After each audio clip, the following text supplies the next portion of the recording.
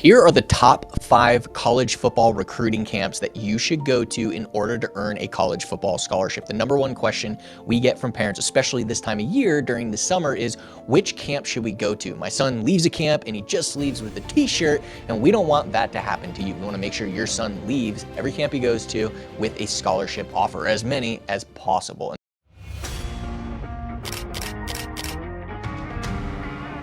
You're listening to the Football Scholarship Podcast, the playbook for parents and athletes who want to secure the best football scholarships possible.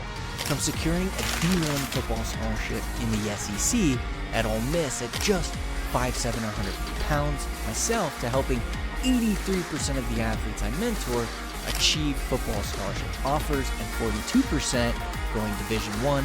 I've learned countless lessons that I'll be sharing right here with you. Join me and my co-host Brian Overton, who has 15 years of D1 college football recruiting experience, as we interview top experts, successful athletes, and discuss current recruiting trends. Together, we'll help you navigate the recruiting process so you too can achieve your dream of running out of that tunnel in front of 100,000 screaming fans. And joining me today is our head coach here at Next Play, Brian Overton, who has over 15 years of college football recruiting experience. So you're going to absolutely want to stay to the end, because the last camp we're going to share with you is the best one. We're going to have something special for you for being here. So let's jump right into this, Brian. We're going to start right off the bat with number 5, the number 5th type camp to go to. And again, in order, 5 is not the best camp, 1 is the best camp to get a scholarship. And so number 5 are all-star games, right? And I want to be clear on this. We're not talking about the ones you know about, which are the Under Armour All-American, the Navy All-American Bowl, right? These are guys, Big Ten, SEC, big-time college recruits. Everybody knows who they are. They're ranked. That's not what we're talking about here, right? We're talking about, some examples: the Dream All-American Bowl, the Blue-Gray All-American Bowl. You've heard of some, maybe, you haven't heard of some of them, but maybe you've gotten some invites to them. But Brian, let's just jump right into these all-star games. A lot of times they're played in big stadiums, right? They'll be played at big NFL stadiums. It'll be empty. There won't be one person in the stands except for the parents. But walk us through some of the all-star games, Brian. What do they look like? Yeah, they're unique. Obviously the one we had most of our guys. We had a ton of guys this past year get the invite to was the one in Hawaii, which is a great experience, guys. Don't get me wrong. It costs a lot of money to go, obviously, to Hawaii, but they put on a cool little deal, and it's a great experience and things like that. But that's really all it is. You know what I mean? You Right. get out there, you're in a cool place, you're playing a little ball, you get coached up a little bit, but you get to compete against some other guys. But that's not what we're not talking about vacation, we're talking about recruiting and moving the needle in Scholarships. recruiting. Earn a Yeah, scholarship. so that's an example of So, one that a yeah. lot of guys got, Let's break it that down though, Brian, because it's like, okay, so you get an invite to these games, right? And what's crazy is if you go to their websites, they smack logos, dude. Like you helped build the recruiting department under Sam Pittman at Arkansas, right? Like there's an Arkansas logo on that website, brother. College coaches can't even legally go no, to these no, to these. they can't go to any All-Star games or anything like that. So again, that's why I'm so glad, and we had some guys that were really fired up about it because they didn't know what they didn't know, so that's why I was really glad at those points that they were working with us because, man, I'm convinced a couple of them, would have spent that money, and went out there, and the biggest reason being not knowing that, it doesn't, what stopped them from doing that is, or us, our coaching staff, whether it was me or somebody else, telling them, that it just doesn't, there's no way for it to move the recruiting needle. A So, couple pros, right? Brian mentioned a few. Look, you can get some film, put it on social yeah, media, have some big hits or some big plays. Nothing wrong with that, right? You're gonna have fun. You know what I mean? Like you'll have fun. Some of the cons, it's not cheap. These games are not cheap. A lot of them are big time travel. The logos, like they literally legally can't go. NAIA programs could could possibly go depending, but no D1 or D2 programs are going to these events. It's not happening. Yeah. You're not getting an offer. And I'll just share this. One of our clients that we mentored, Dennis Hale, who ended up earning an awesome scholarship, by the way. You should watch his story on my YouTube. Just Google my name, Dennis Hale. It's a great story. But anyways, he went to one of these before he met us, and he like literally, I have to share this because he went up to the guy that owns the All-Star game. I'm not going to say the game. You might have gotten an invite from them. But he went to the guy and said, "Where are the college coaches?" And he literally, word for word, the owner of this camp, head guy, I don't know if it was the owner, but the head guy said to him that the coaches are hiding in the shadows. Exact words, quote for quote. Scary. That's crazy. Hiding in the shadows. Crazy. Insane. But anyways, now you know. So be careful. Have fun. If you want to go have fun, if money's not a problem, you go. Yeah. Enjoy. But like you said, they try to do them in NFL stadiums, make the experience, really cool. Some of them don't. Some of them are not as good of experience, but a lot of them try to make, kind of put it all around that and, do some like these, these profiles for you and this marketing stuff. But just, in a nutshell, just understand what it is and expect what to get out of it and what not to get out of it is the biggest thing. Totally. Okay. All right. Good. All right. Number 4. Showcase camps, right? These invite-only type combines, showcases. You've heard of it, rivals, stuff like that. Brian, break us down on the showcases. Yeah, they're typically combine showcases. Yeah, and showcases and combine, that those words are thrown around a lot. So I just want to be very clear, on what I'm talking about. In certain cases. I can weed it out for you really, really easily. So if any of the recruiting services, and when I say recruiting services, 247, Rivals, I think Rivals is getting bought out by On3, if I'm not mistaken. Yeah, so I think they're going to combine forces. So I think it's just going to be 2 eventually. But anybody like that, guys, 247, Rivals, On3, any of those recruiting services like that, if any of their names are attached to it, whether it says Showcase or Combine or whatever you want to be, I mean, college coaches can't go, period. So it's, they run those things.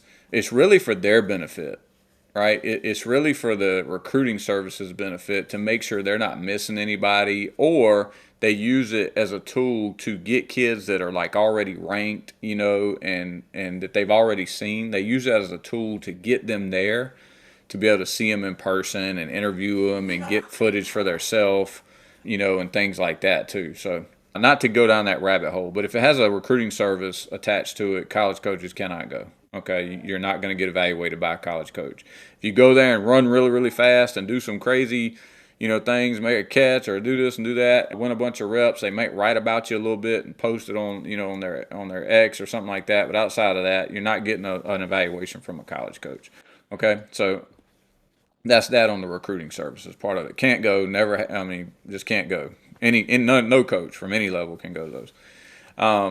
So now when we're talking about showcases, I've seen lately that some of the smaller divisions are starting to call some of these showcases where they'll have them like, at a high school or something, during certain periods of time on the recruiting calendar. And the lower divisions, when I say lower, like Division II NAIA schools, they'll kind of get together and have their own, little, and they'll call it a showcase, but it's within the rules during the time of the year. Of a mega camp.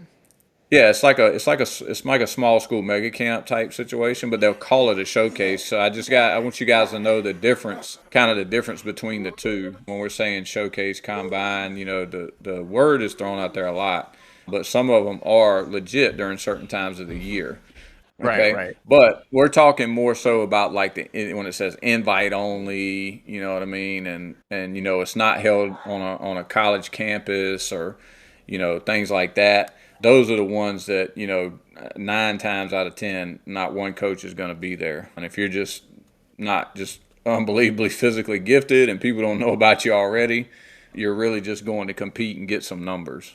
Some kids go just to get testing numbers because they don't have any, you know what I mean? But the cons of recruiting are you're not getting evaluated by coaches. And unless you just do extremely well out of the 400 kids that show up, kind of wasted your day. Yeah, yeah. Oh, but so real quick, just so you know, On3 was actually acquired by Rivals. Oh, the other way around. Okay. Yeah, I said it backwards. yeah. I'm because I was like, man, Rivals is just way too big. But anyways, yeah. I mean, look, I think you nailed it. You know, it's like, hey, if you want to get your testing results, I mean, you could do that at a field, right? Like Yeah. here's what you could do. You could get your money that you'd spend on that and buy a 40 time laser on Amazon for $100 or $200. You could do it for any time, and you could test. Get your high school coach to do it. He'd probably be glad to do it. Yeah. So, anyways, you can get that. I think that's really big. But I think the big thing here is like the goal would be to get stars, right? Or to get like ranked on these sites or something like that. It's just, but the reality is, guys, that like you're not getting stars from these sites unless you go out there and you literally run a 4.2, right? Or you're 6'5", 350 pounds, and you jump out, you have a 35-inch vert, like some ridiculous, numbers. If you're just a great player, you're not gonna nothing. You're not gonna get ranked if you have no offers. Now, if you go in, if they somehow slip through the cracks, you have two D1 offers on the table. You perform extremely well. Then yes, maybe you might end up with some type of ranking. But outside of that, it's just not gonna happen, right? So that's just the reality of it, right? And most of the people listening to this podcast are maybe lower level Division 1 FCS players,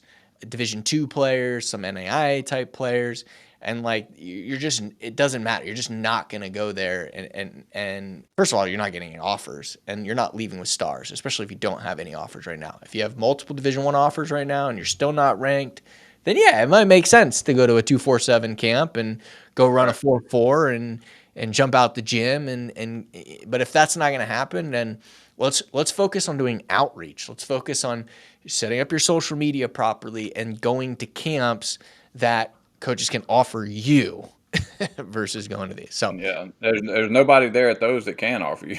yeah, and they can't even offer you anything. So all right, number 3, 7-on-7 camps. Right, this is a one that we see a lot of times, and we're going in order, guys. 5 is the worst, 1 is the best. So 3. 7-on-7 camps. Brian, let's break these down. What you got for us? Yeah, so they're very similar to the others in that, they're 7-on-7, and when we say camps, they're basically all tournaments, guys, to Yeah, be honest with you. tournament, Yeah, leagues, I want everybody to know, full context there, and they're everywhere now. I mean, everywhere. You've got organizations that put them on. You've got, it's turning into, the AAU circuit. Obviously, in basketball is a huge deal. That's basically what 7-on-7 is in football. It's AAU football because they have travel teams and the whole 9 yards. But where they can, so the cons is, again, if they're off campus and it's a travel, if it's any kind of travel 7-on-7, that you're playing on a competitive team where they have tryouts and you got to make the team and you go to Florida and play and you do this tournament and you do that tournament, absolutely 100% no coaches can be there. Okay. Yeah. If it's that type of situation. All right. So that's the cons to the travel type AAU type 7-on-7. Okay.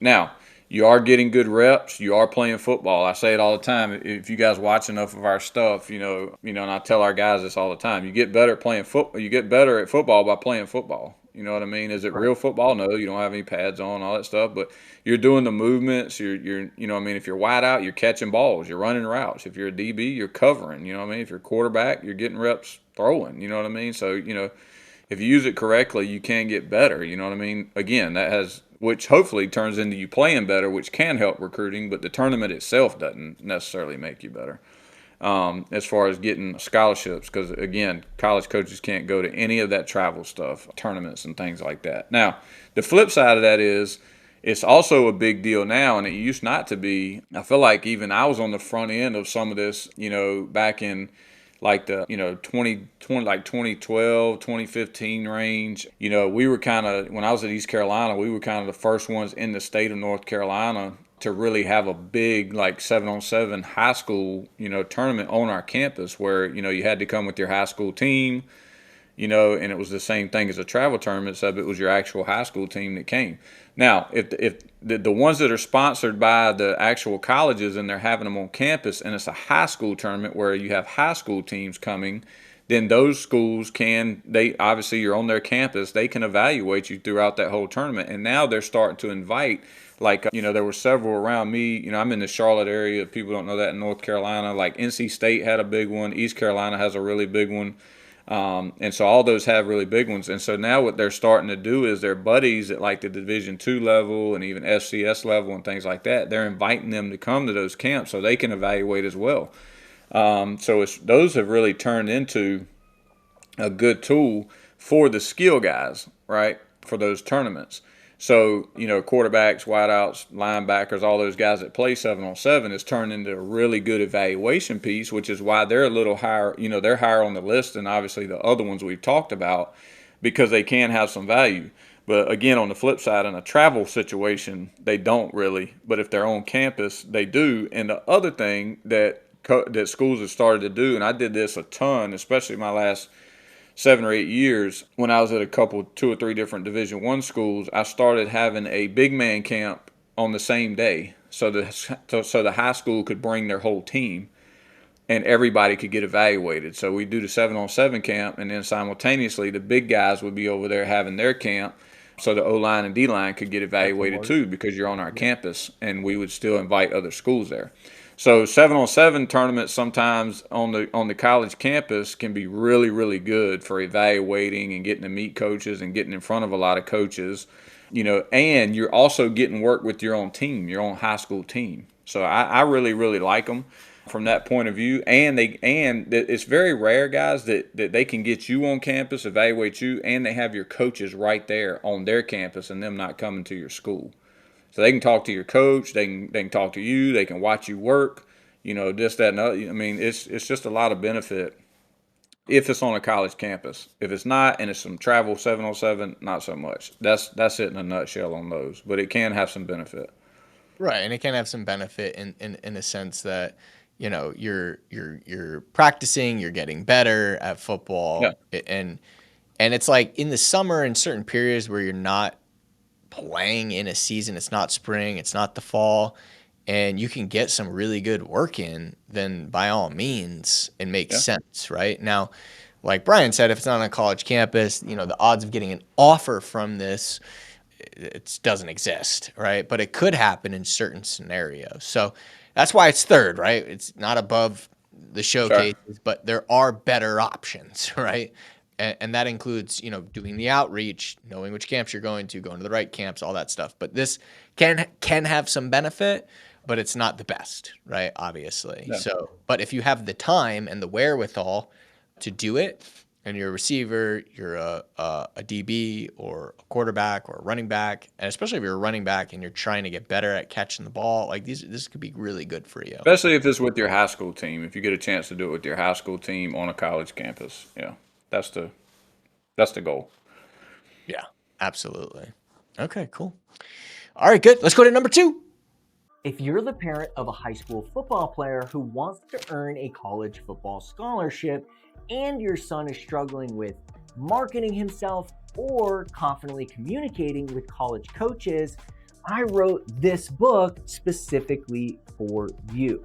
Inside it, I share exactly how I earned a Division I football scholarship in the SEC at just 5'7" and 150 pounds, without going to camps, being ranked, and without any connections. And right now, I'd like to give you a copy completely free. All I ask is that you just cover shipping. I'll drop a link in the description below so you can grab your copy before we run out. Number 2, mega camps. Mega camps. Everyone talks about mega camps. We're getting close to number 1, but this is number 2, right? We actually did a podcast on mega camps alone. And, the pros are small, but it's better than, what we've talked about so far, which is pretty wild to be like, to think mega camps are number 2 is it's scary, the industry. Let's just leave it at that, and what people think they can get offers from and they can't. So Brian, break us, in a nutshell, break us down on mega camps. Yeah, and that's why we try to do a good job with the guys we work with of giving them the why, and we try to do the same things with you guys. We just don't like throwing out lists, and you know what I mean, saying, hey, here's what we think, and give you a few pros and cons. So the reason this number two, guys, is for a couple reasons. Okay, I just gave you some good reasons for 707, some not so good, and again, all this circles back to the recruiting process, trying to get as close to an offer or getting one as you can, or starting a conversation with a coach that gets interested and things like that. And the reason we have mega camps at number two is number one, and I want to preface it with saying if they are handled correctly ahead of time, they have the rightful place at number two. Okay, so I want to put that little asterisk there that you have to handle them correctly ahead of time. And what I mean by that is obviously they have a lot of schools there from different divisions, and depending on which ones you go to, it can be heavy one division, heavy another.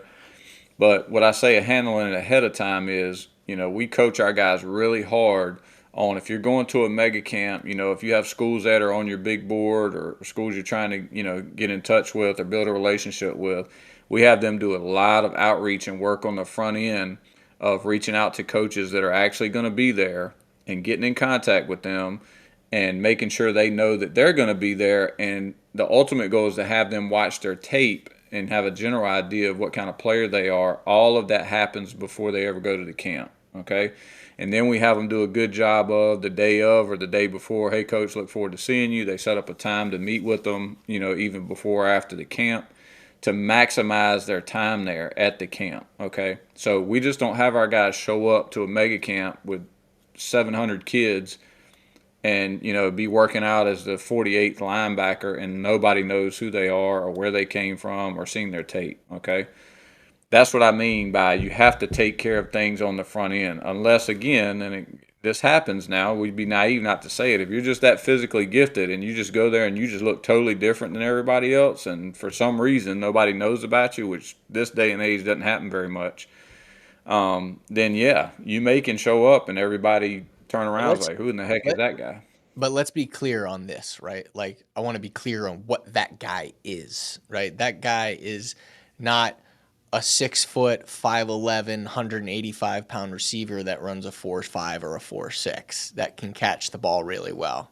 Nope, still not going to be it, right? It's the guy that's so different than everybody else. Runs a 4.2, runs a 4.3, is the lineman that just freaking violently is throwing everyone around like rag dolls. It's just so different, right? I just want to make that extremely clear, right? It's not, you know what I mean? Because everybody thinks that they're really look. There's 1.1 million high school football players. There's hundreds of thousands of really good players, right? And so I know everyone thinks they're really good, and you probably are. But this is different. We're talking about just insanely elite, right? The guys that have a 42-inch vert, the guys that are going to run a 4.2, the linemen that are just so physically dominating that you just can't keep your eye off them when they go. This is what we're talking about, right? Not the guy that's going to go do one-on-ones and win every rep.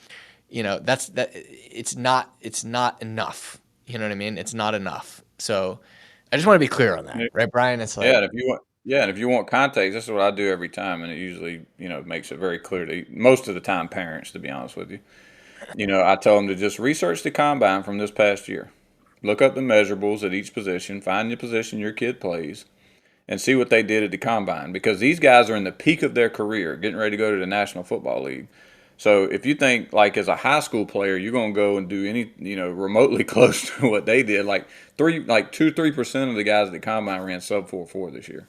I mean, they're at the peak of their career. Like, that is unbelievably fast, to Richie's point. So and I'm not saying it can't be done, but there's a very small percentage. Your time is so much better served with number one, which we're about to hit on. But go ahead. It's very position specific. So, but if you do those things, where I was heading with that is, if you do those things like we ask our guys to do ahead of time, and you do that work ahead of time, and you have those things set up, we've had guys that have been very successful and got a lot out of mega camps, okay, where they were able to talk to multiple coaches and programs, 4 to 5 to even upwards to 6 on one day and actually get the workout in front of them, get coached by them. That is the difference. I want to give you the difference between what we just talked about in 7-on-7, like a tournament on campus, and this, with the exception of the linemen.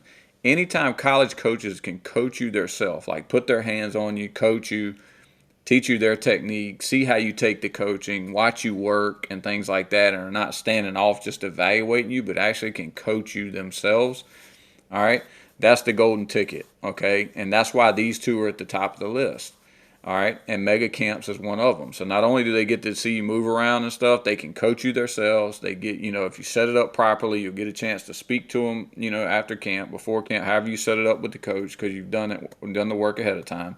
And you can get a lot of bang for your buck if you do that, because there are so many schools there. And if you have a relationship or get in contact with, I'm just being very minimal here, 4 or 5 schools is a lot. If you talk to that many schools, and I'm talking about like real conversations. I'm not talking about meeting the coach after the camp just because you came to the camp and say hello. I'm talking about coaches that knew you were coming, had watched your tape already, and you had some time set aside to talk to them just so they could put a face with a name and build on the relationship. Mega camps allow you to do that. And if you can do that with 2 or 3 or 4 schools, I mean, it can really help you move the process along. Yeah, and if you're listening, like I put together, obviously our system that our athletes use on mega camps, and how do you go approach a coach? What do you say? What do you ask? How do you go, the whole process from beginning to end before the camp? What do you do? What do you say? If you're on YouTube, I'll put a link in the description below where you can get that entire, I guess, playbook or checklist completely free. So I'll leave that in the description below. If you're listening to this podcast on like Apple Podcast or Spotify, go to my Instagram and just DM me the word invite, and we'll send it over to you completely free as well. Or just go to gonextplay.com and apply there as well, and we can get you that information. So I just want to make sure you have that. So to what Brian's saying here, you can actually take advantage of it to the biggest of your ability. Whether you want to make sure you're talking to coaches beforehand, but if you haven't and you're going to a mega camp next week, then go download the system so you know exactly how your son could at least approach these coaches, talk to them, the whole 9 yards, right?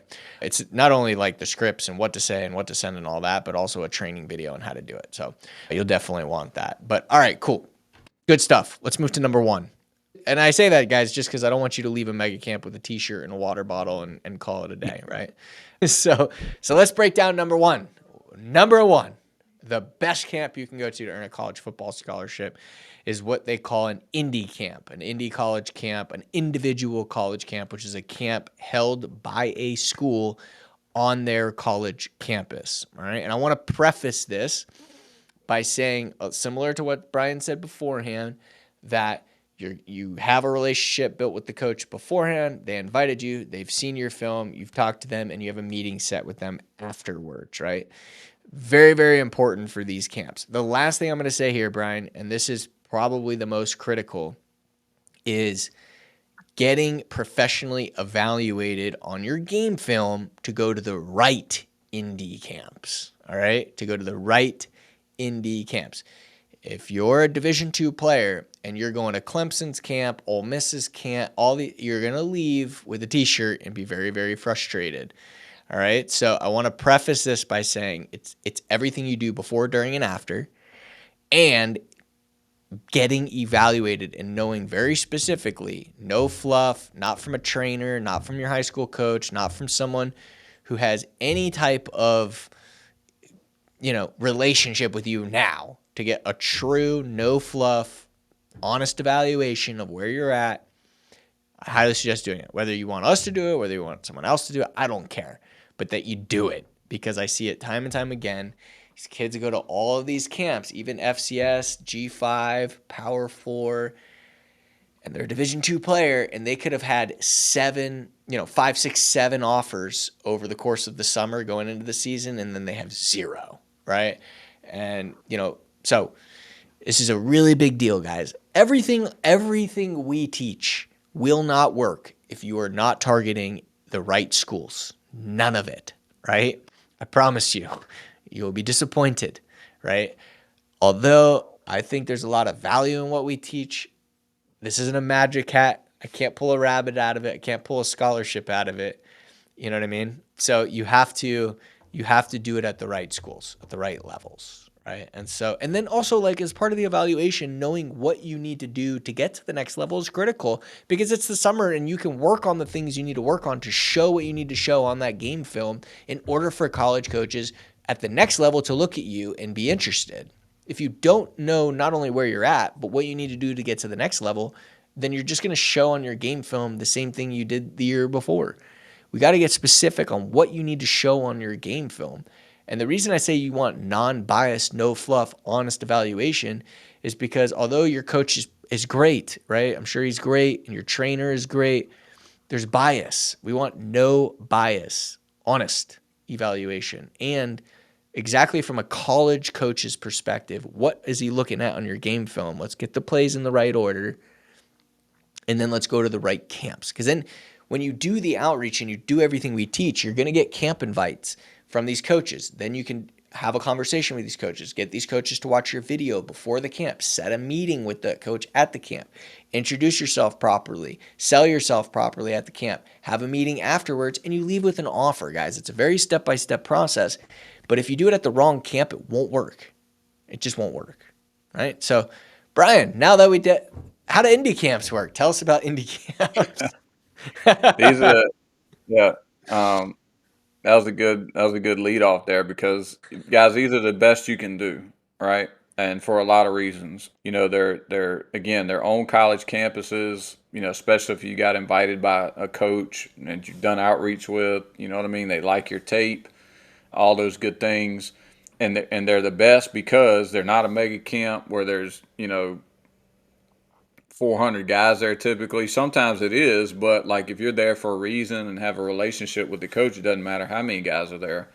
But you get to go on their campus, so it's a benefit to you in a couple ways. You get to see campus. A lot of our guys have gotten able to, get tours and see the facilities and things like that. So it's almost treated as like a semi-unofficial visit as well, because of some things they get to do because of the relationship they have with the coach.